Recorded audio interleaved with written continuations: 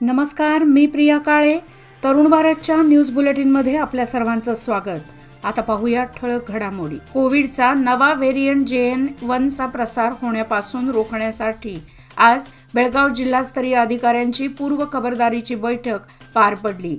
यावेळी आमदार आसिफ सेठ म्हणाले की मागच्या वेळी उद्भवलेली परिस्थिती लक्षात घेऊन यंदा पूर्व खबरदारी घेण्यात येणार असून भीती बाळगण्याची गरज नाही.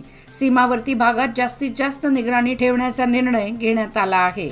जिल्हाधिकारी नितेश पाटील यांनी देखील JN.1चा प्रसार रोखण्यासाठी जिल्हा प्रशासनाच्या वतीने योग्य पावले उचलली जात असल्याचे सांगितले.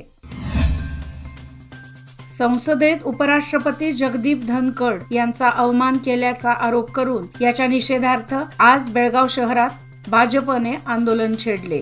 राणी चन्नम्मा चौकात ठिय्या मांडून संसदेत उपराष्ट्रपती जगदीप धनखड यांचा अवमान करणाऱ्या काँग्रेस नेते राहुल गांधींसह विरोधी गटातील नेत्यांवर कारवाई करण्याची मागणी केली. या प्रसंगी बेळगाव शहर व ग्रामीण भाजपचे पदाधिकारी व कार्यकर्ते मोठ्या संख्येने सहभागी झाले होते. अगरबत्ती प्रकल्प बंद असल्याबाबत माध्यमातून बातमी प्रसिद्ध होताच महानगरपालिकेचे अधिकारी खडबडून जागे झाले आहेत.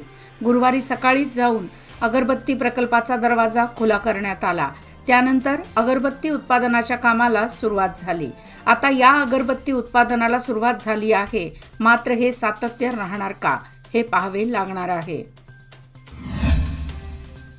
सध्या बेळगावात चर्चेत असलेला विषय म्हणजे आनंदनगर परिसरात सुरू असलेले चोरीचे प्रकरण. दररोज या भागात चोराने उच्छाद मांडला आहे. त्यामुळे या भागात पोलिसांची गस्त वाढली असताना शेजारील वडगाव स्मशान रोड येथे काल बुधवारी रात्री 3 वाजता पुन्हा चोरीच्या प्रयत्नाकरिता चोर घुटमळत होता. येथील एका घराच्या दरवाजाला बाहेरून कडी लावून शेजारच्या घरी तो चोरीचा प्रयत्न करणार होता. इतक्यात त्या घरातून आवाज आल्याने तसेच शेजारील कुत्रे भुंकल्याने त्या चोराने येथून पळ काढला आहे. यामुळे एकीकडे आनंदनगर येथे पोलीस गस्त घालत असताना चोर त्यांच्या डोळ्यात धूळ फेकत जवळच असलेल्या वडगाव स्मशान रोड येथे चोरीचा प्रयत्न करण्याच्या प्रयत्नात होता. आता खरी कसोटी ही पोलिसांची आहे. शहराच्या प्रत्येक भागात त्यांनी रात्री आपली गस्त वाढवली पाहिजे असा नाराजीचा सूर नागरिकांच्याकडून होत आहे. याच दरम्यान त्याच्या घराशेजारील एक बकरे देखील चोराने उचलून नेले आहे. तसेच पारिजात कॉलनी शहापूर भागातही रात्रीच्या वेळी चोर दरवाजा वाजवत आहेत.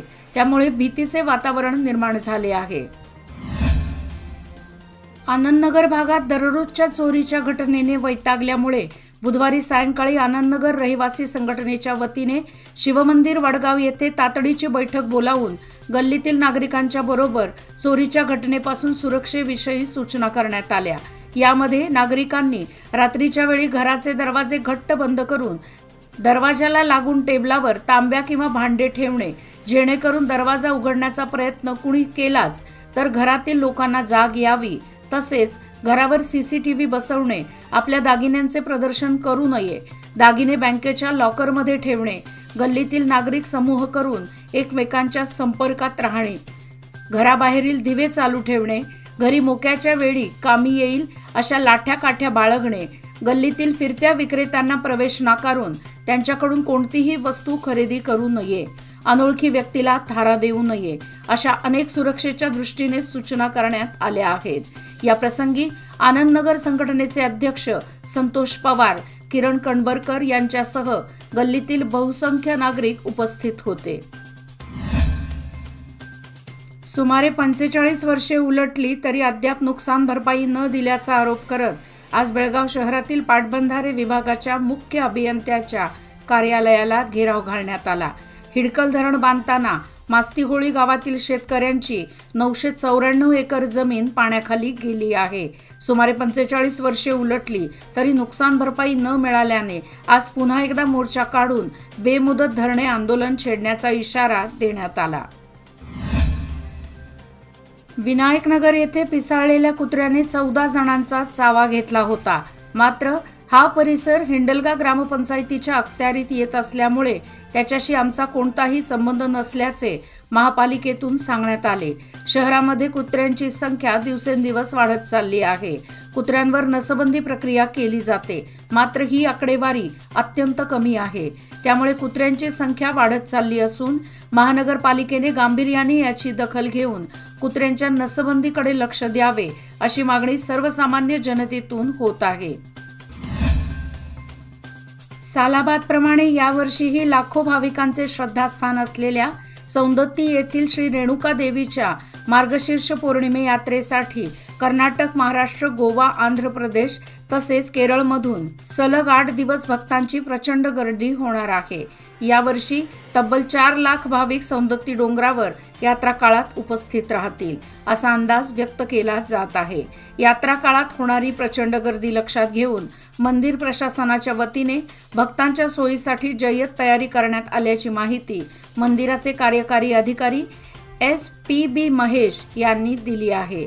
यावर्षी 25 डिसेंबर हा यात्रेचा मुख्य दिवस आहे.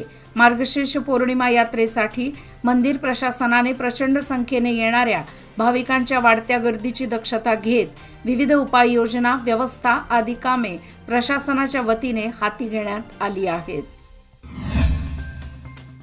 मार्कंडेय नदीतील पाण्याचा उपसा वाढवण्यात आल्याने यंदा राकसकोप जलाशयातील पाण्याची पातळी गतवर्षीच्या तुलनेत तब्बल 1.5 फूट जास्त आहे. याशिवाय शहरात 3 ऐवजी 4 दिवसात पाणी पुरवठा केला जात आहे. त्यामुळे राकसकोप जलाशयातील पाणी यंदा जून महिन्यापर्यंत पुरेल अशी माहिती कर्नाटक पायाभूत सुविधा मंडळाकडून देण्यात आली आहे.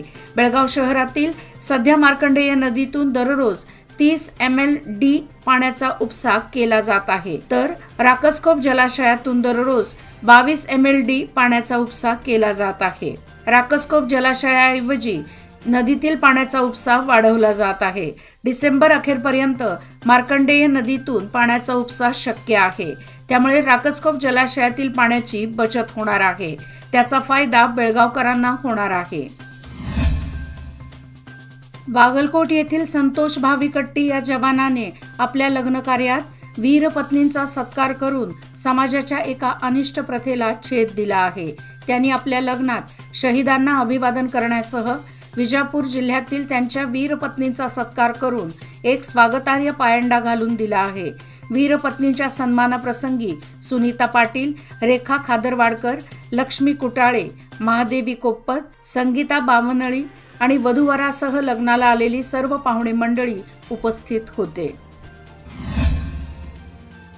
काल बुधवार दिनांक 20 डिसेंबर रोजी रात्री डिअरहूड फाउंडेशन व फेसबुक फ्रेंड सर्कल टीमच्या समन्वयाने बेळगाव शहरात गरजवंतांना रात्री निवारा घेत असलेल्या ठिकाणी CBT बस स्टँड, पीरशाह खतालवली दर्गा, जिल्हा रुग्णालय, रेल्वे स्टेशन समोरील दर्गा तसेच दुसरे रेल्वे गेट नजीक टिळकवाडी अशा विविध ठिकाणी गरजवंतांना ब्लँकेटचे वाटप केले.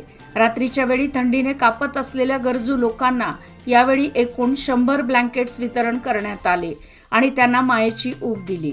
त्यांच्या या सामाजिक उपक्रमाने समाजाला एक चांगला संदेश दिला गेला आहे. इतरांनीही याचे अनुकरण करून गरजवंतांना मदत करावी असे यावेळी सांगण्यात आले.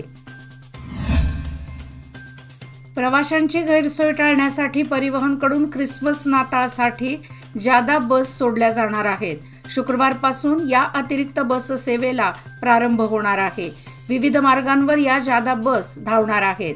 मंगळूर, बेंगळूर, शिमोगा, हुबळी, विजापूर, गोकर्ण, शिरसी, कारवार, रायचूर, गुलबर्गा, बಳ್ಳारी, कोप्पळ, यादगीर, बिदर, तिरुपती, हैदराबाद आदी ठिकाणी या विशेष बस धावणार आहेत.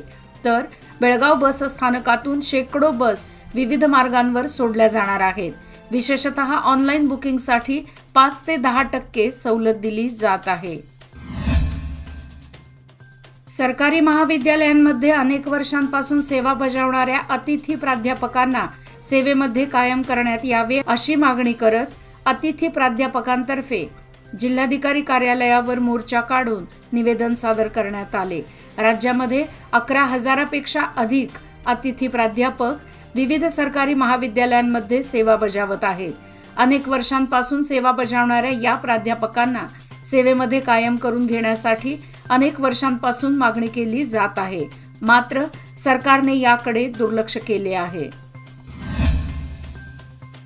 गोरगरीब सामान्यांसह कष्टकरी कामगार वर्ग तसेच शालेय विद्यार्थ्यांना लाभदायक ठरणारी इंदिरा कॅन्टीन योजना आता मोठ्या शहरांबरोबरच निमशहरी भागातही विस्तारली जात आहे. निपाणी शहरातही लवकरच ही सुविधा उपलब्ध होणार असून यासाठी जागेची निश्चिती करण्यात आली आहे. प्रत्यक्षात निपाणीत इंदिरा कॅन्टीन सुरू झाल्यानंतर रोजंदारीवर काम करणाऱ्या कामगार वर्गांसह सामान्यांची मोठी सोय होणार आहे. संकेश्वर शहराचे मुख्य प्रवेशद्वार असणाऱ्या सुभाष रोडवर दोन्ही बाजूला व्यावसायिक अतिक्रमण वाढले आहे. या अतिक्रमणाबरोबर वाहनधारक अस्ताव्यस्त वाहने पार्किंग करत असल्यामुळे वाहतूक कोंडी नित्याची बनली आहे. या समस्येकडे नगर परिषद तसेच पोलीस प्रशासनाकडून दुर्लक्ष होत आहे. यासंबंधी वरिष्ठ अधिकारी व लोकप्रतिनिधींनी लक्ष घालून व्यावसायिक अतिक्रमण हटवावे अशी मागणी नागरिकातून होत आहे. अनेक वर्षांपासून देवदासींचे समाजात शोषण होत आहे. ते सोडवण्यासाठी सरकारकडून कारवाई होणे आवश्यक आहे. सरकारने देवदासींचे फेर सर्वेक्षण करून अहवाल तयार करून त्यांच्यासाठी तरतूद करणे आवश्यक आहे. देवदासी स्वावलंबी व आर्थिकदृष्ट्या सक्षम होण्यासाठी सरकारने विशेष सुविधा देणे आवश्यक आहे. देवदासींना पंचायतीत जॉब कार्डे देण्यात येत नाहीत. देवदासींना पीक घेण्यायोग्य जमीन देण्याबाबत सरकारने विचार करावा. देवदासींच्या मुलांना उच्च शिक्षण व सरकारी नोकऱ्यांमध्ये अंतर्गत आरक्षण द्यावे असे आवाहन केले. याचबरोबर आजचे बातमीपत्र इथेच संपले. अधिक माहिती आणि ताज्या घडामोडीकरता पाहत रहा तरुण भारत न्यूज चॅनल. तसेच आमच्या चॅनलला लाईक, शेअर आणि सबस्क्राईब करायला विसरू नका. आणि विश्वासार्ह बातम्यासाठी दररोज वाचा दैनिक तरुण भारत. धन्यवाद.